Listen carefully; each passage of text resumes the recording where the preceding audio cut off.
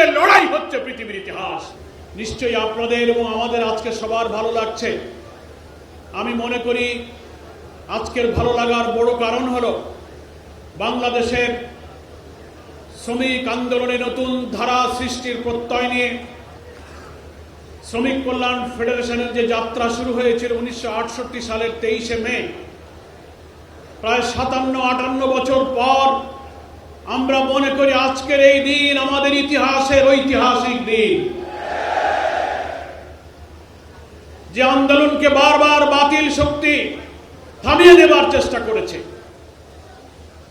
60-এর দশক থেকে কল কারখানায় তথাকথিত সমাজতন্ত্রী পুঁজিবাদীদের স্বার্থের দ্বন্দ্বের মধ্য দিয়ে শ্রমিক সমাজ তার অধিকার হারা এবং বঞ্চিত হচ্ছিল।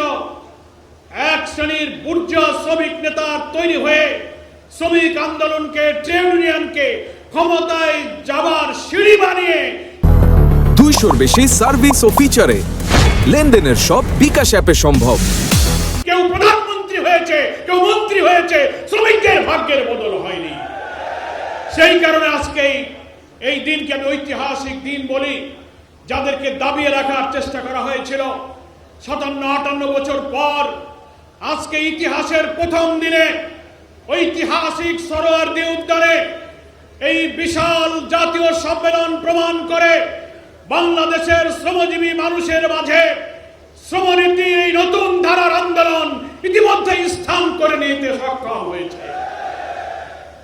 যারা এই শ্রমিক আন্দোলনকে বিপথে ধাবিত করে অর্থনীতির চাকাকে থামিয়ে দিতে চেয়েছিল, তারা স্লোগান দিয়েছিল যে মালিক আর শ্রমিকের মধ্যে শত্রুতা তৈরি করার জন্য শ্রেণী সংগ্রাম পৃথিবীর ইতিহাস, ক্লাস স্ট্রাগলকে তারা পৃথিবীর ইতিহাস বলেছিল।